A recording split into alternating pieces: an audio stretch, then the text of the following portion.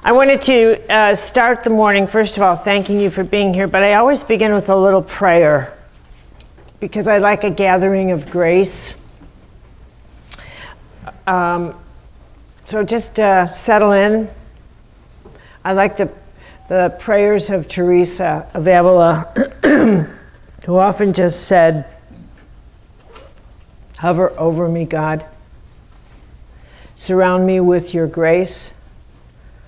Remind me to stay present, and let nothing disturb me. With you all things are possible in my soul and in my life. Hover over me. Let your grace fill me, fill my heart, and let this day be a healing one. Amen." Well, I just said to Norm before we started how excited I am to work with him. I always have been. This is our 30th anniversary. Yeah. We've been together 30 years. That's older than David. I mean, isn't that amazing? 30 years. We met 30 years ago. And I mean, so much has happened since that time, but certainly everything that I teach began with him. Everything.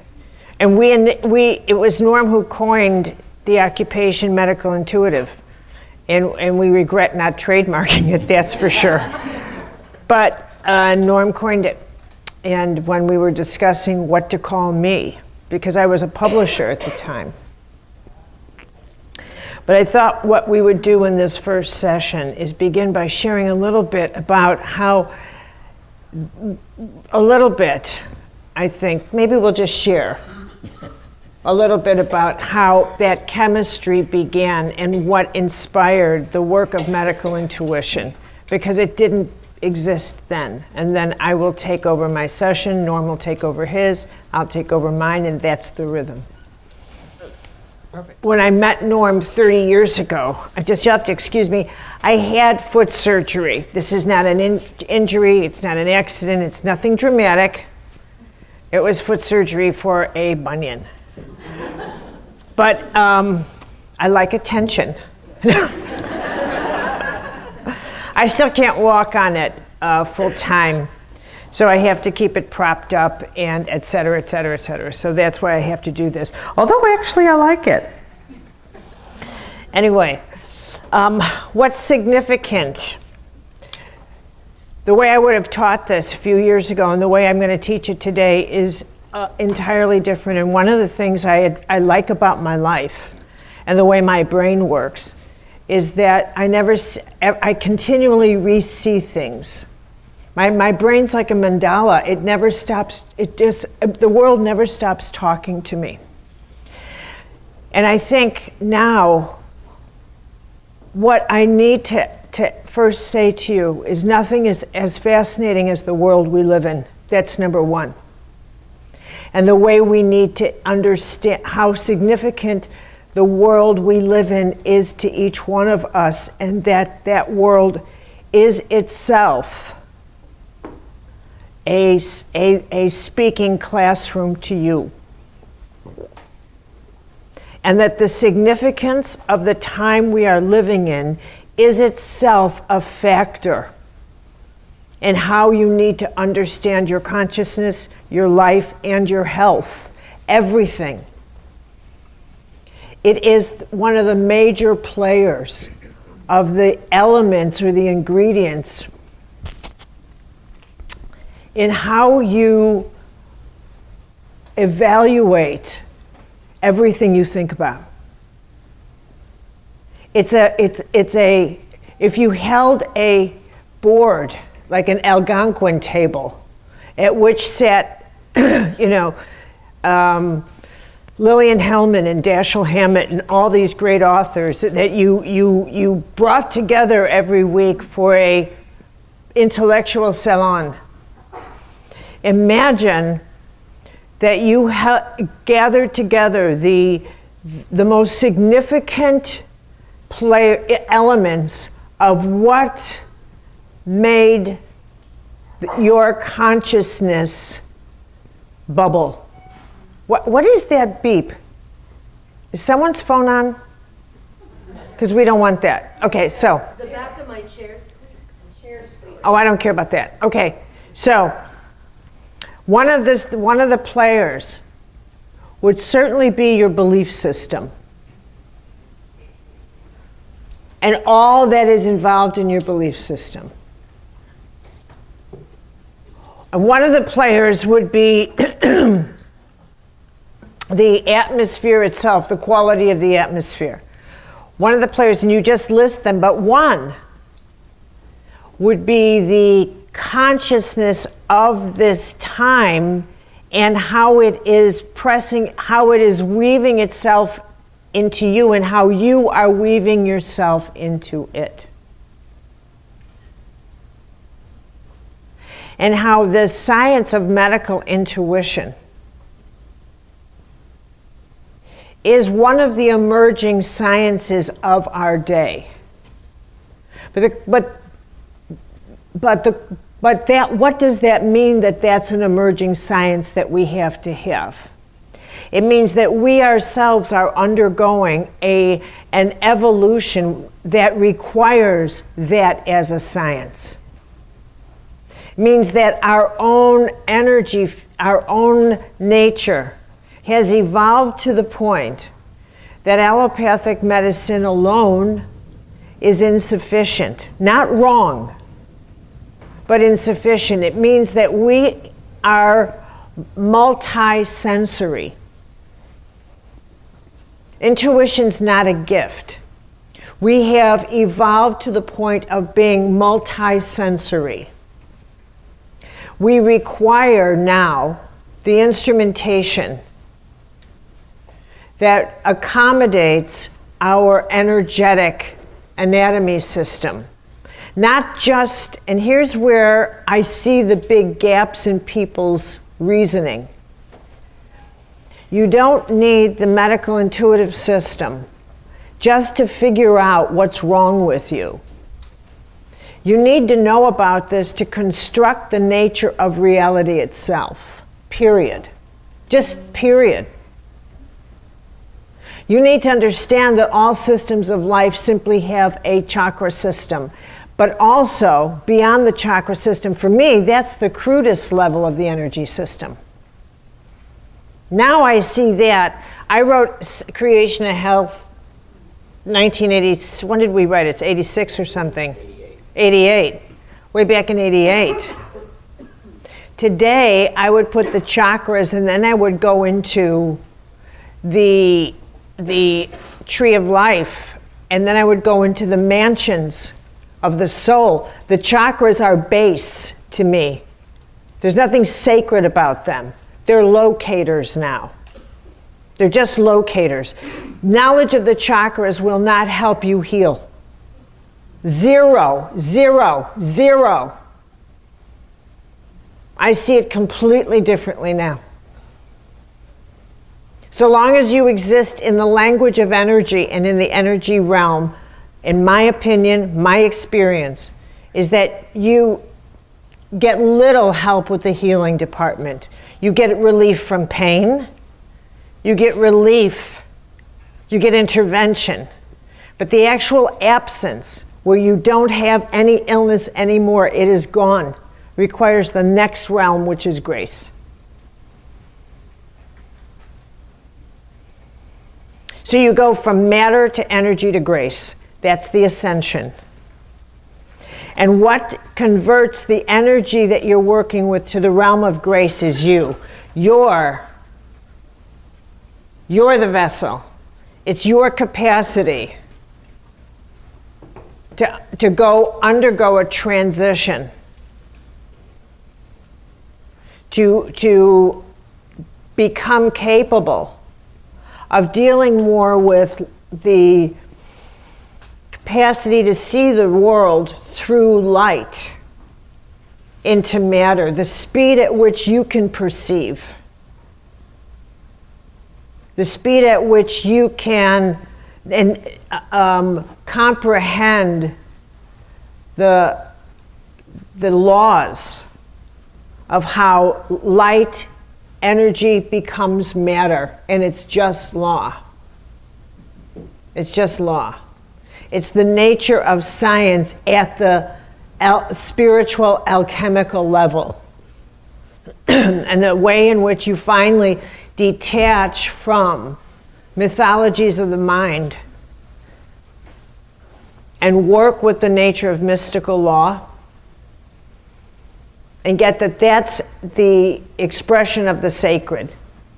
That's it. It's all law. What is in one is in the whole. This is what the great teachers have taught us, whether it's Jesus or Buddha. They weren't here to play games with I'm God and all that nonsense. They were teachers of law, and that's it. And you learn the laws. You learn the laws. And what medical intuition is about is law. It's a science of law.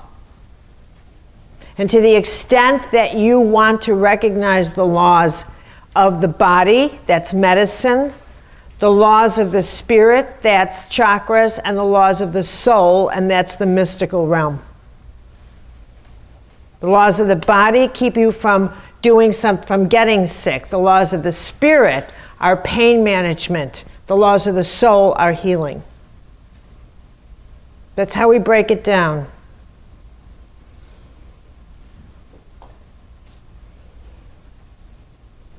I believe that Norm's made these brilliant breakthroughs, and he'll tell you all about, but these brilliant breakthroughs with, I think, sacred oils and acupressure systems that bridge that gap between the spirit and the soul with in my opinion, vibrational bridges. Conduits. We talk about this later, but suffice to say at this point that, let me just use this column. You can hear me coming, that's for sure.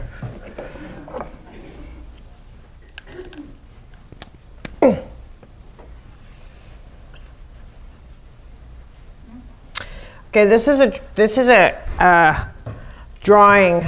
I only have a few drawings, and I'm not very good at it. So this is something you're gonna be very grateful for. But the way I want you to understand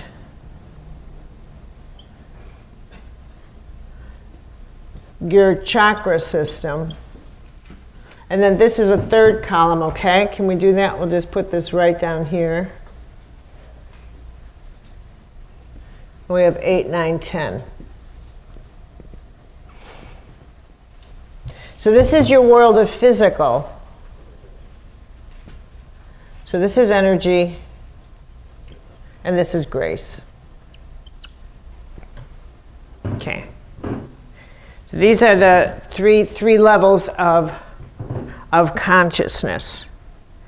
And this is, for me, the realm that is opening up.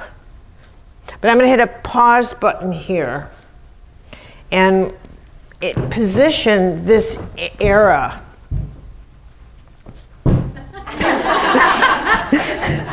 It's very strange to have something like this, because I'm used to teaching and pacing.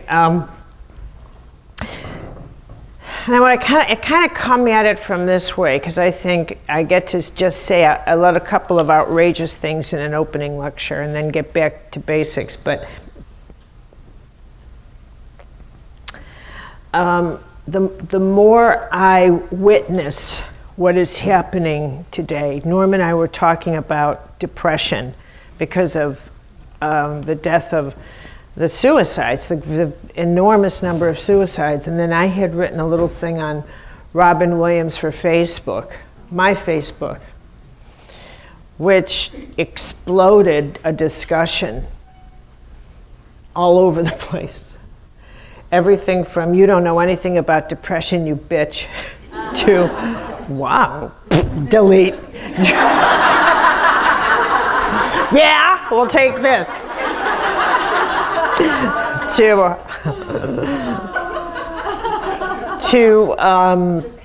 Wow, that, I mean, all over the place. But what was astounding to me was how many people shared that their family members or loved ones had committed suicide.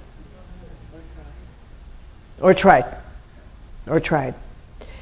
I mean, wow, that was pretty astounding to me. And I consider alcoholism death by suicide. My brother died of alcoholism, and he couldn't get out of it, no matter what we did. So I am really familiar with the nightmare of the nightmare. And but the extent to which the suffering with depression, I mean, he mixed depression and alcohol.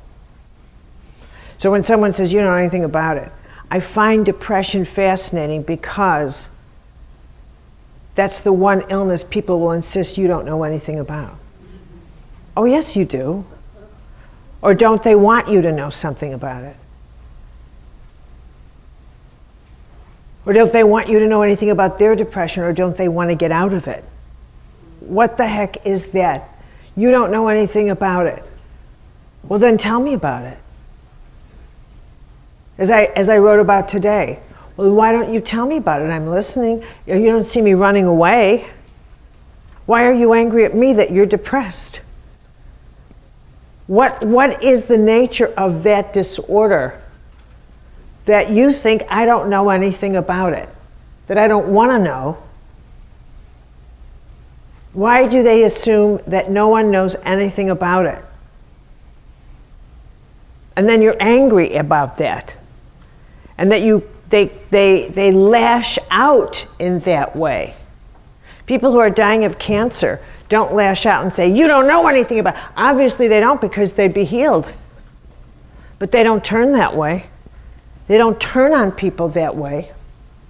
And believe you me, when you're dying of bone cancer, as a family member has, or spine cancer as another one has, or brain cancer as two of my family members have, there's a hell of a lot of pain involved. They don't lash out and say, you don't understand my pain. But they could. And it's gone on for some of them 18 years. That's pretty long. I'd say that's pretty long. I'd pit that against depression. So I mean, I find this a very curious thing. I just find it very curious. At the same time, I wonder why it is so prevalent in this society. More so than others. What's that about? The society that has the most is the most depressed? I find that curious. At any rate, it's also the society that has spearheaded I would say, investigation into the world behind the eye, because we have so much time to make ourselves our pet project. To take ourselves to seminars and to the spa and to therapy and to this and to that. We have so much time to do that. Or we also, and we do, and we have so much, like Norm and I said, I maintain so much. Everything has changed since entering the nuclear age, and as Norm said, not to mention that the nuclear family fell apart. And how much about that has reordered our sense of safety, our sense of security. And that is where our sense of how community has fallen apart. But let's hold that for a minute. All of these observations that you continually have to look at, like what is causing the breakdown? Because this is all in this world. You've got to look at the factors here when you are looking for any data, even as a medical intuitive, everything in the world around you, everything, carries a great deal of impact. Absolutely everything. I'm a history buff. And history, right here, the collective first chakra, is absolutely critical. And let's come up here to the 10th, which is the mystical laws. In the mystical world, you have to understand that as you ascend in your system, and you get up here, now you're dealing with perceptions that don't have any time. This one carries time, which means when I ask you, tell me about yourself, you're going to give me everything that has to do with time first. I was born here. I am this age. You're going to give me all the perceptions that have everything to do with physical time. Do you see what I'm saying here? That's what I mean by time. Eventually, you'll give me the perceptions that have nothing to do with time. I believe this, and I believe that, and I value this. These are your inner soul data that is transcendent of time. It has nothing to do with your history. It is your present that we are talking about. So pretty soon, as you trust me, you'll get to your data bank that has no time in it. And that's the trusted data bank. That's the gold resource. Are you with me here? This is what you get to in order to heal. You've got to get to the data bank that doesn't have any time in it, because it's timeless matter that heals the distortions in the physical world. So long as you remain in the world of time, you can't heal something that's been created by it. This is a great big, huge, big deal, people. Now, this first chakra that contains data is so rich. I love hanging out there, because I gather global data, global history, and you are woven, we are woven into the history of all global events. As such, you're woven into events yet to come. And that's in this energy system too.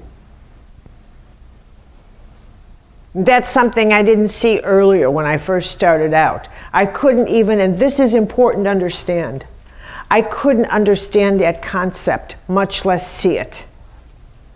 I would never have been able to read that any more than I could have read the 7 Mansions of Teresa when Norm and I first worked together. This is what you have to keep, a humble mind. Who knows how much I have no idea how much I don't know yet, but I know it's a big, huge, big deal.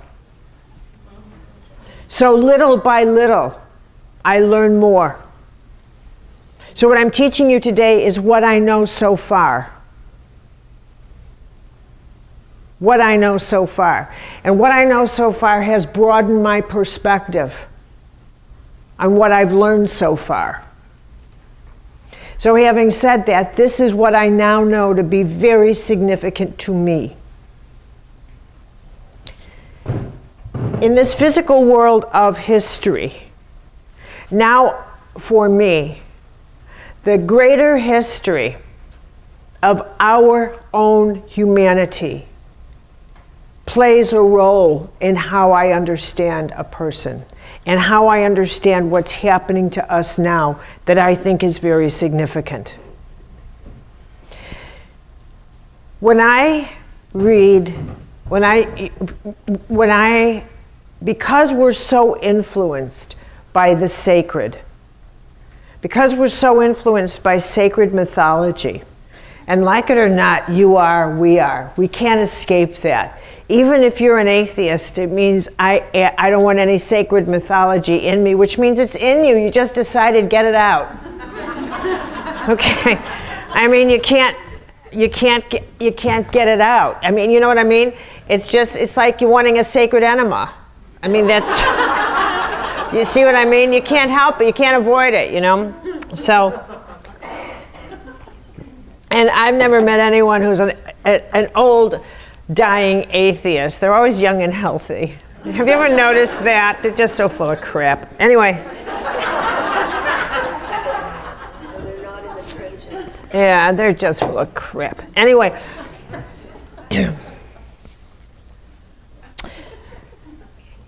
And when one day reading, something made me, I was reading the Psalms.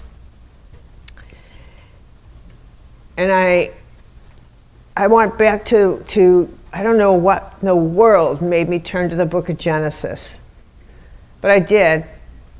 And I was reading, then I read, I love those, the you know, Genesis, Exodus, Numbers, Leviticus, Deuteronomy. And I get a kick out of those books. And I was reading it, and it occurred to me, I said to myself, I think some of those things really happened just like they said they did, just like the writers said they did.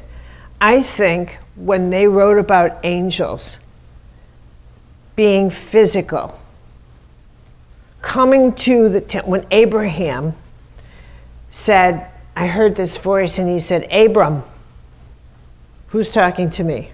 It is I, your Lord.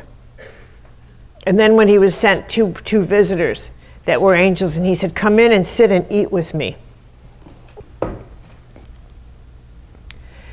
And when 140,000 angels were sent to go to battle with the Israelites against the Canaanites, or the tribe of Ur, I think actually it occurred to me as I was reading that actually happened, just the way it said. That those angels physically actually really did that. Now, why would I say that? And this is important. Because doubt hadn't been created yet. This is really significant. Doubt had to be created. It's a state of consciousness. They didn't have that. You have to appreciate, if you study the scripture, they lived within this world and that world.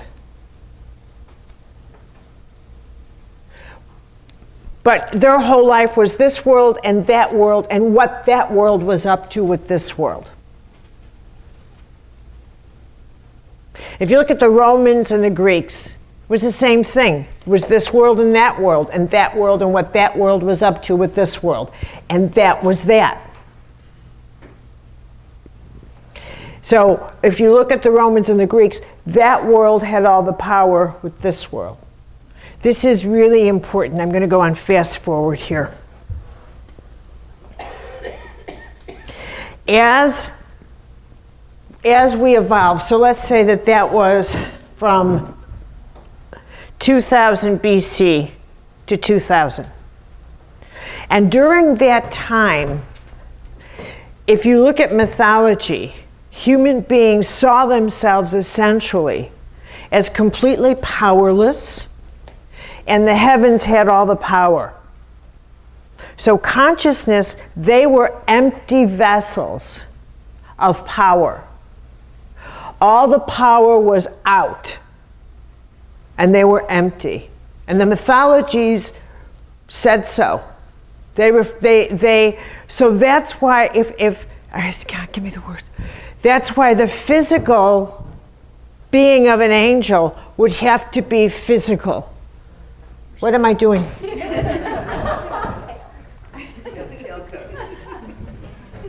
Okay, that's why the physical being of an angel would have to be physical.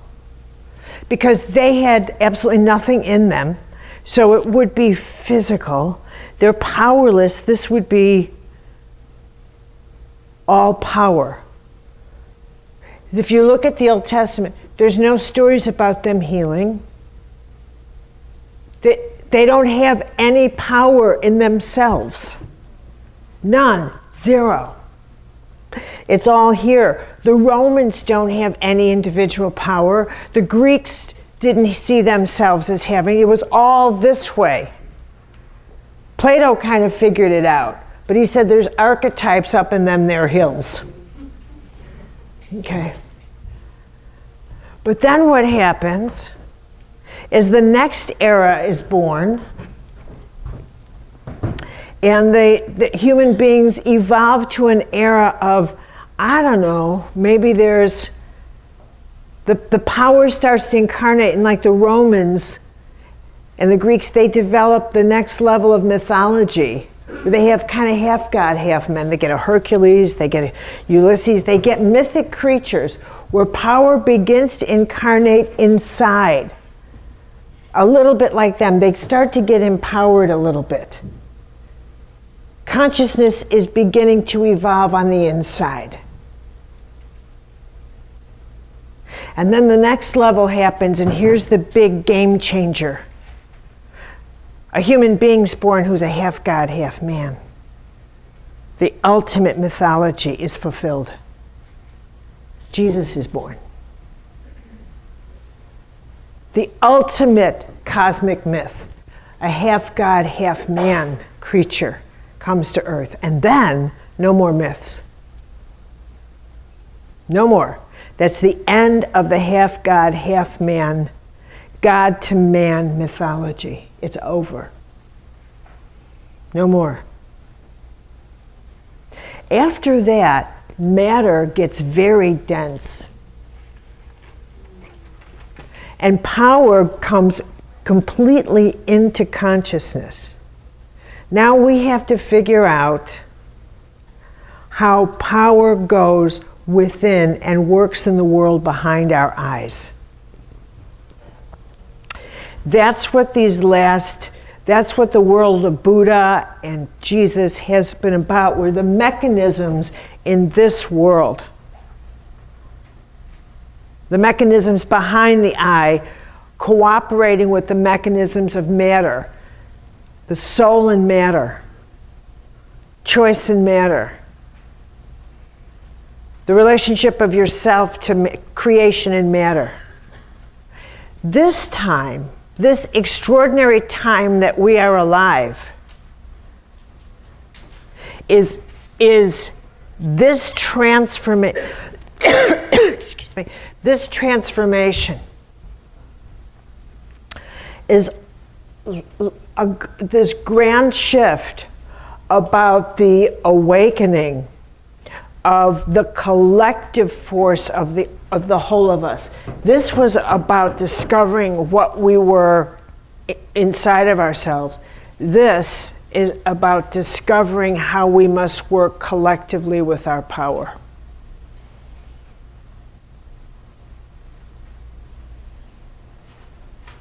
That we are not individuals. What is in one is in the whole. What you do to one, you do to the whole. This is about the real learning how to, and that's the rule of your health. What you do to one organ, you do to the whole. If you have a contaminated thought in one area, it gets the whole of you.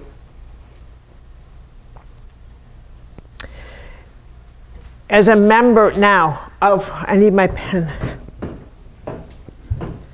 Another image that you want to keep in your mind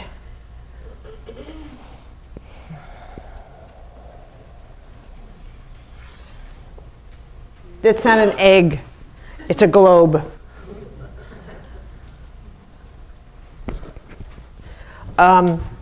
Is that the days of thinking of yourself as a flatlander. You know, when I say, you know, where's your history? People will point. They go that way or they go back there. So that you actually have in your head like a geographic locator for history. History's that way, as if it's that way. And where's your future? Well, it's that way. You know, well, where is it? But it's that way.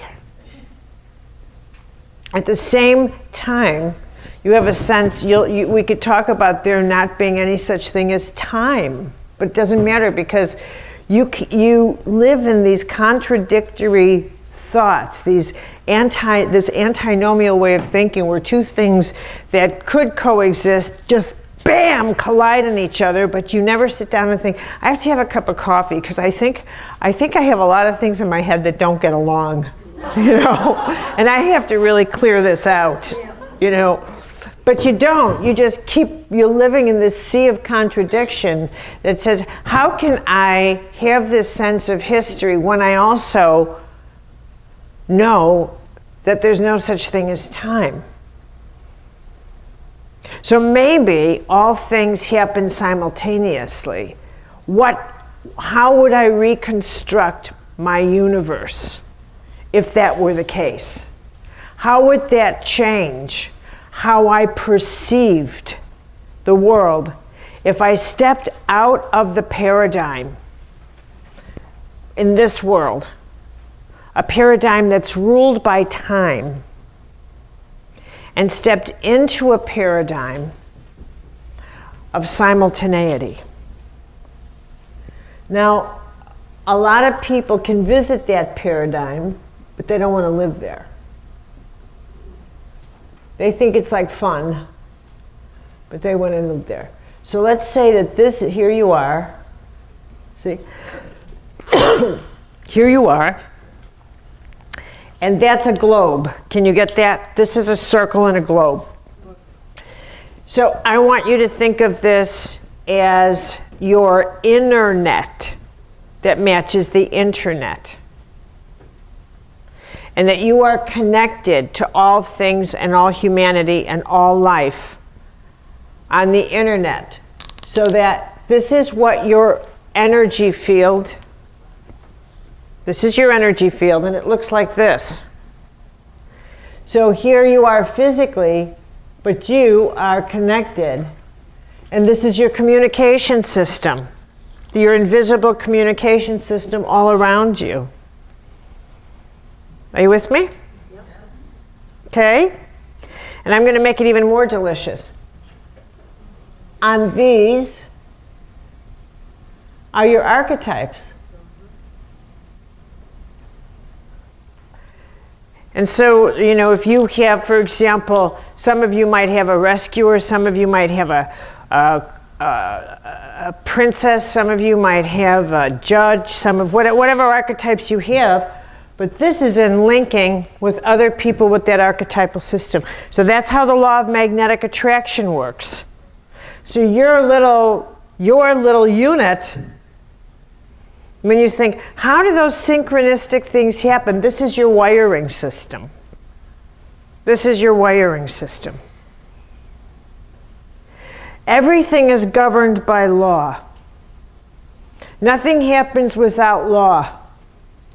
Everything is organized. It doesn't just happen. You are not apples that fall from trees. You're not random events. This is really important to understand. Because when you, it takes that thinking out of, that says, well, things just happen. No, they don't. No, they don't. You may not know the reason. You may never know the reason. Like the book of Job, where were you when I laid the foundations of this earth? Get out of my way.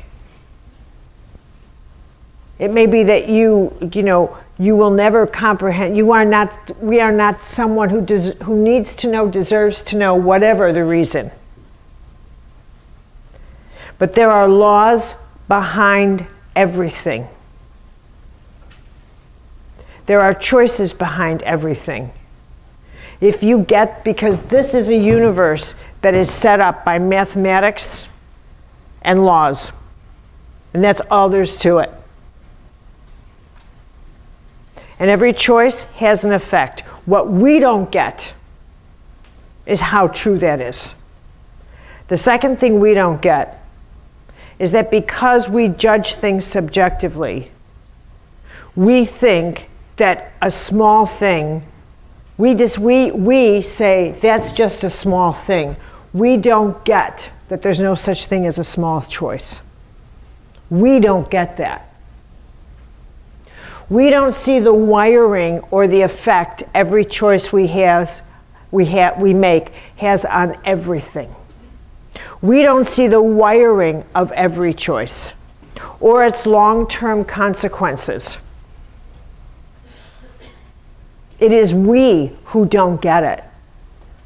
Or for all you know, the cold that you have or the illness you have is the result of choices you made way back in college. One of those choices, and then something you ate yesterday, and they came together like a perfect storm. Because a habit you introduced in yourself in college started to weaken your immune system. And gradually over the decades, then this came in, that came in, and kaboom.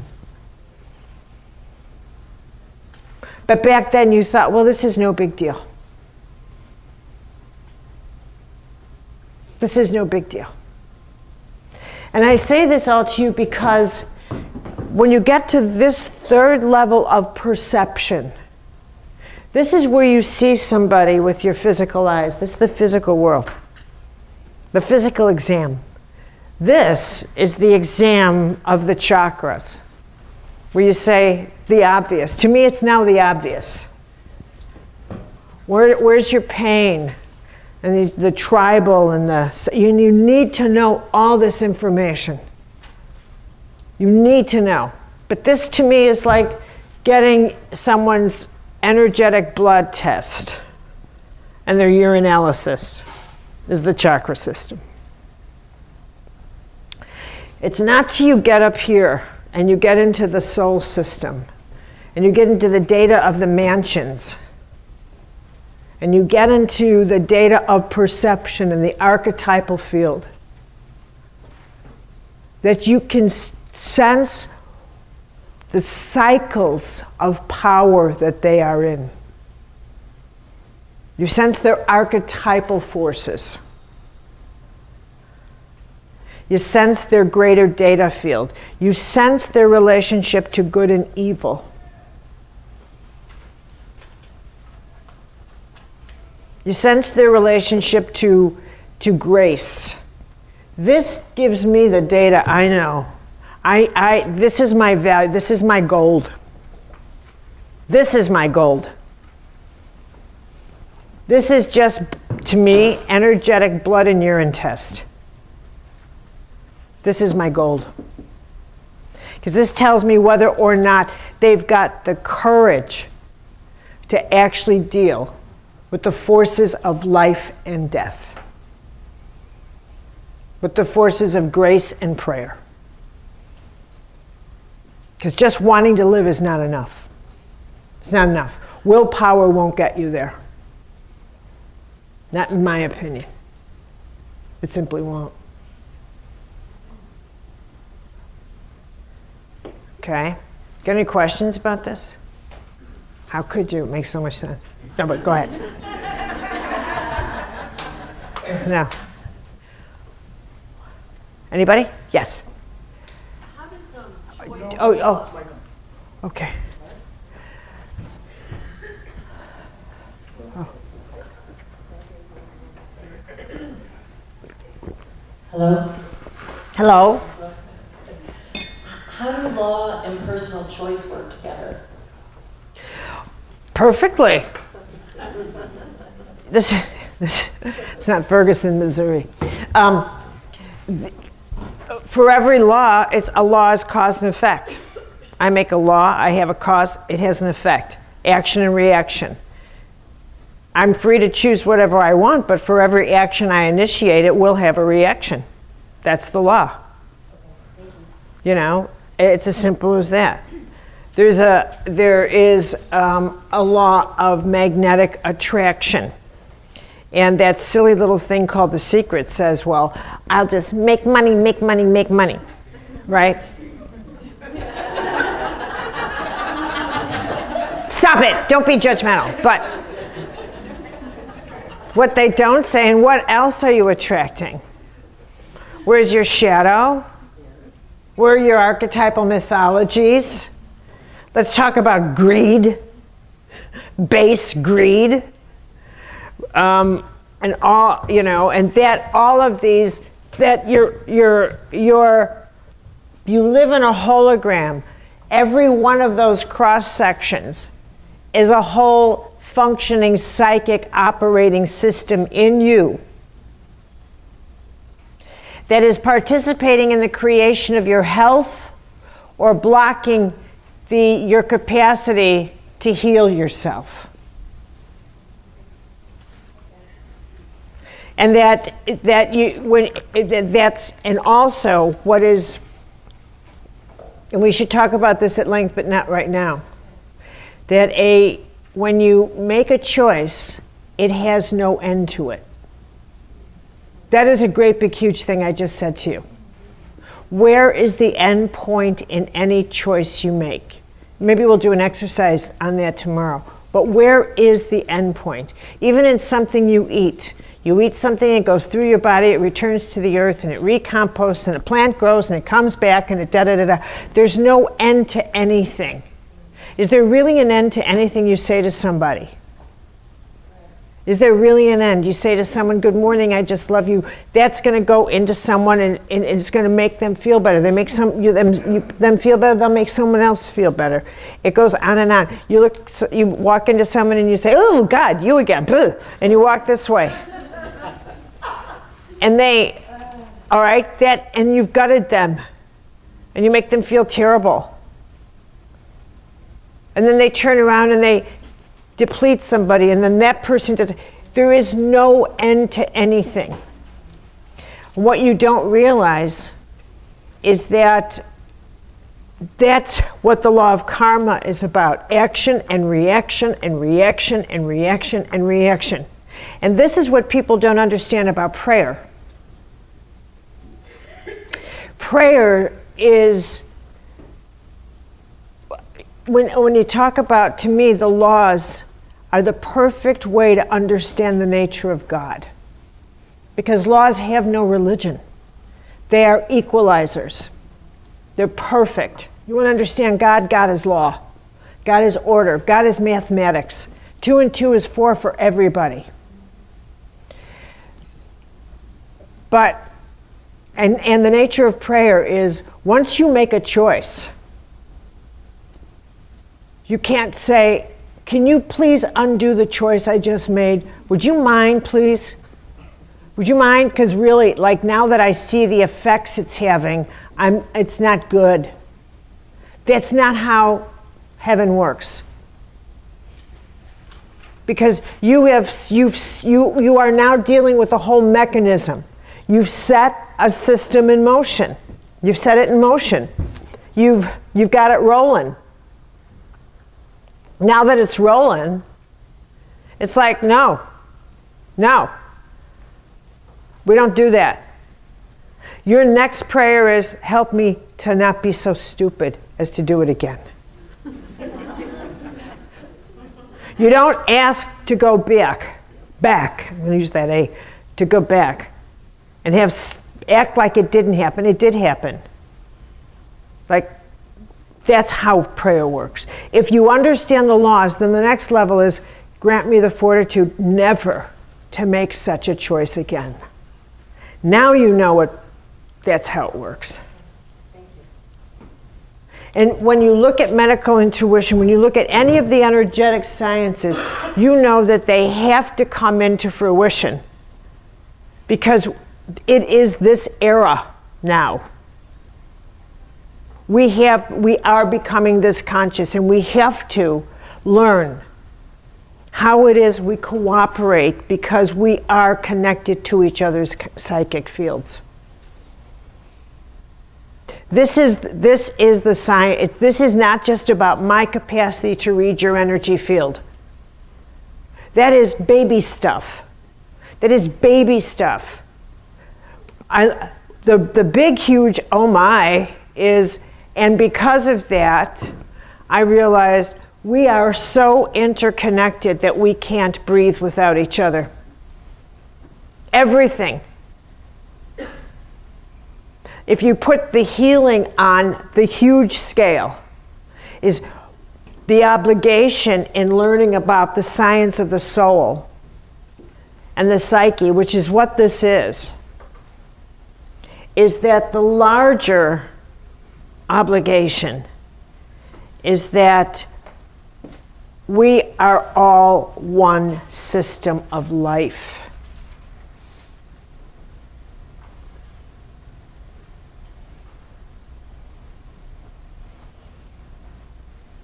You can't see anything now separate from anything else. It is all one huge organic divine soul. That's it. It all breathes together. You may not want to see someone as participating in the organic system of life, like, oh no, not you. Yowza. But, and that's not to say you embrace everybody, no. Because God knows I can't. You know, I can't. But that you accept the way it is. Then you get to the point where you acknowledge and you do no harm. Okay, so what I thought I would do is go through the system with the mansions and the laws. So you have a working system of what these three columns look like in contemporary medical intuition, the way I now teach it. Does that work for you? Okay, and the reason I'm going to profile it this way is not because you're going to walk out of here as medical intuitives. You are not. Let me be very clear about this.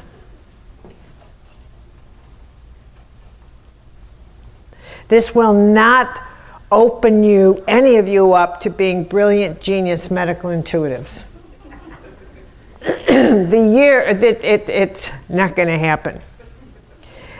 This is a very, very, very complex science.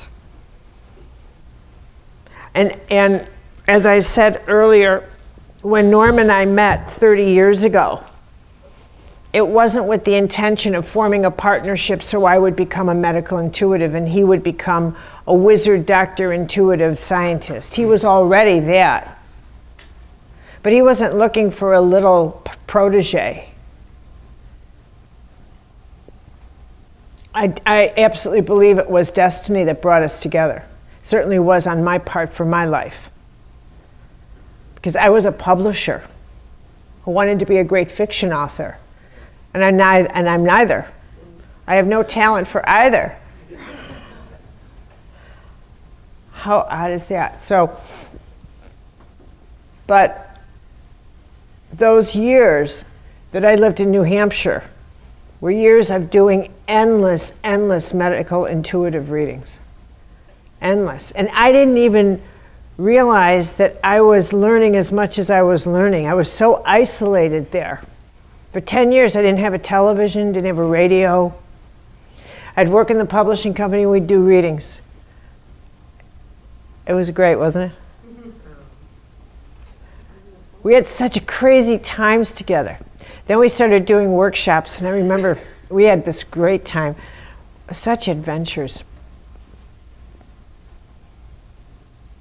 We had to do this workshop one time in Holland. We had these 2 weekends together, and we had the 5 days in between.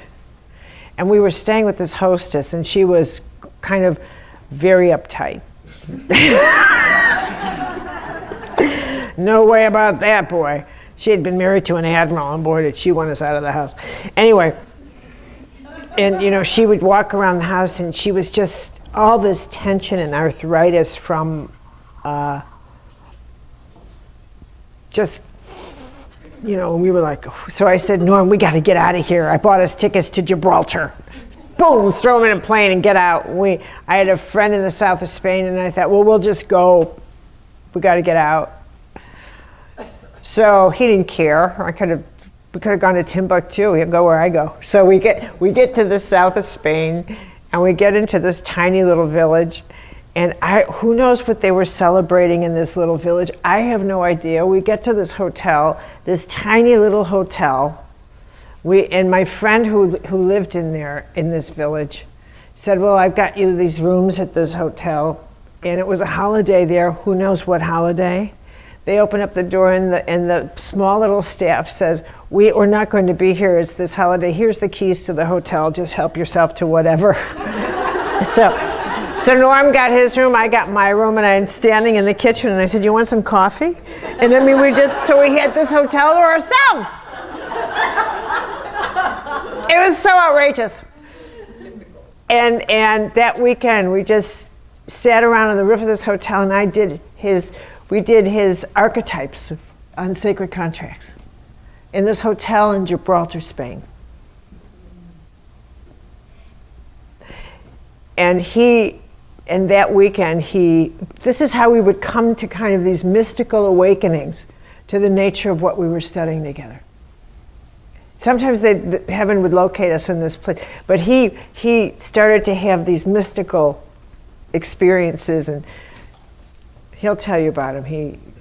He went through a portal of time and space and lost his glasses. They were taken in the middle of the night by some non-physical. Couldn't find it in the morning. Where's my glasses? They were gone. The end of his glasses. Never found him again. They kind of slipped through dimensions. Then he started laughing. He got a laughing fit. Unfortunately, before we started traveling, laughed the whole way on this plane, and I wanted to stop it. Stop it.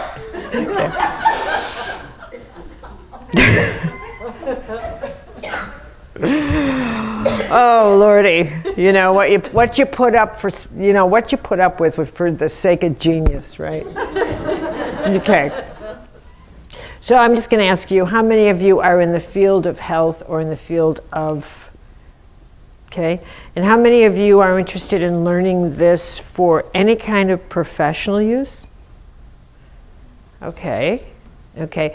As a medical intuitive? Okay, what this science will help you do, I don't like that word. What this science will do is enhance the way you understand everything. That's a big fat sentence. And I mean every word of it. Every way you see the universe and understand life, when you get the human energy system in, when you understand life as a hologram, when you understand you're connected to the internet, when you speak columns, you start perceiving things differently. You go from sight to perception. That's where you begin. And you train yourself this way. Here's the third design I want you to follow. And get these small little designs, imprint them. When I do a reading, how are we doing on time? Okay. When I do a reading, this is how you look to me. And feel free to erase all this. I'll just put it back up, okay?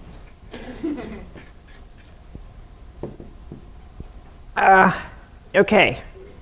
This is how you want to keep this image in mind too. This is what became the CMED icon. Is this the? With the things on the side. Yeah, with the things on the side. 3 of them. Yeah, On each side. yeah.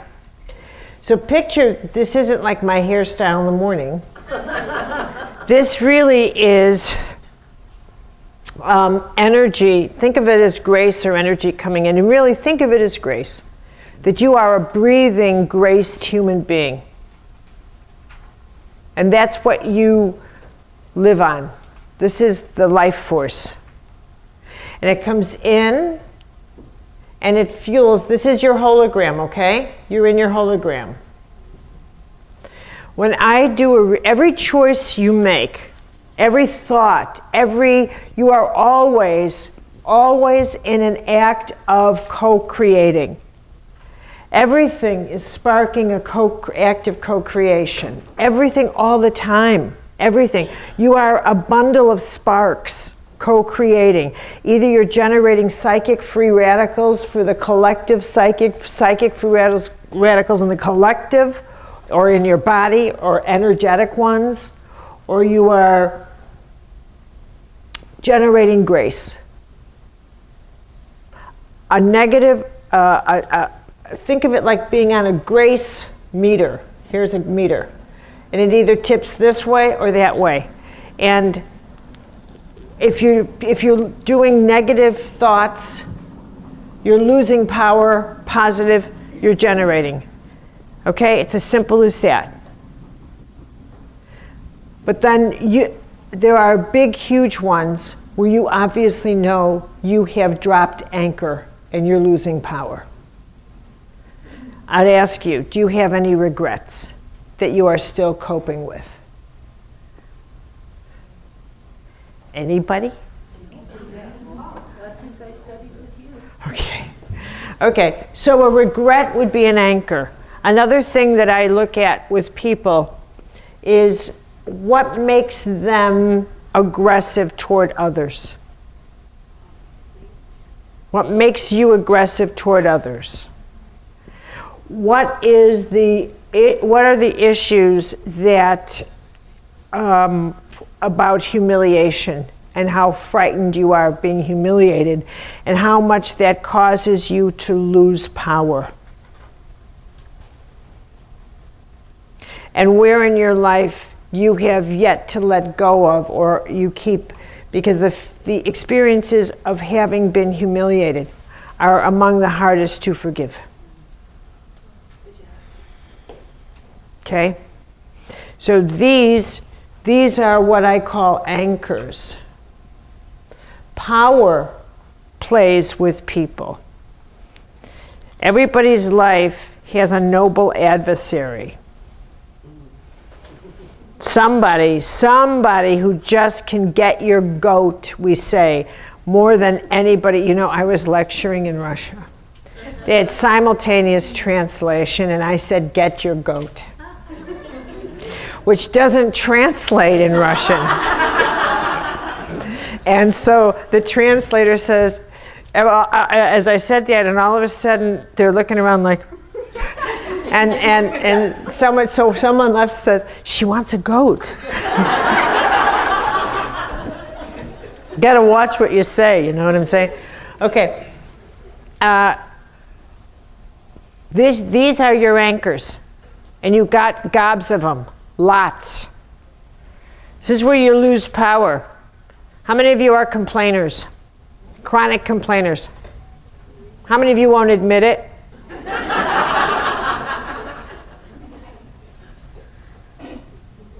How many of you, you don't have to put your hand up because this isn't a pleasant question, find it difficult to tell the truth? Okay. This, you can't imagine how big an anchor you have there. Find it difficult to hear the truth, find it difficult to tell the truth. And this isn't just about, like speaking it, but this is a society where people have to go to a third party. Husbands and wives sleep with each other, they have babies with each other, but they have to hire someone, a third party, in order to say something truthful to that person. That is so astonishing to me. Please tell him. And he's sitting right there. Well, what she means is. That is such an affront. Such an affront to the quality of get out alive and put your head in a toilet and put yourself into some kind of sacred therapy that says, I can't tell the truth. I don't know how to do it. And I blame everything else but me. I'm a coward and I'm in league with darkness. I trust darkness. I know what a lie gets me, and I run for cover under lies, because I feel safe there. And if I tell the truth, I don't trust the light, but I know what a lie will get me. And that's what's called being in league with darkness. League, partnership. Partnership. Yeah. Being in league, being in a partnership with darkness. Call it what it is. You need to be in a league with yourself. No. With sacred. League with yourself won't do you any good. I tell it, you gotta tell yourself the truth. You got to be in league with grace. It takes a lot of courage to live with truth. Okay? And one of the reasons people don't heal is they can't tell the truth. They can't do it. You can't be afraid of truth and think you can battle cancer. It'll come back. You're just your fear factor is absolutely too intense. Too intense. Are you with me here? And here's something about being a medical intuitive. Unless you can open yourself to a dialogue about the nature of evil and darkness and truth and this, what good are you as a medical intuitive? Because you're convinced that that darkness doesn't exist. So what good are you at evaluating someone's health when you've decided the way things are not the way things are? You just want the universe the way you want them. And all you're going to do is soft talk someone. Oh, your energy's not, well, you think that's going to... First thing Norm said to me is, how good are you? And I said, I don't know, really I don't. And he said, well, I don't need anyone to tell me someone's energy is off, for God's sake. I can see that. You've really got to have a sense of what this universe is all about, which includes the way the universe really is, whether you like it or not. And there is a light force and there's a dark force.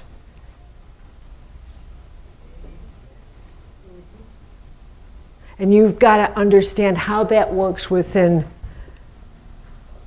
the human spirit. And that it's a player in your health and in your choices. And that it's a game of law. Got it? Okay, take a break and Norm's up next. It's good to have you here.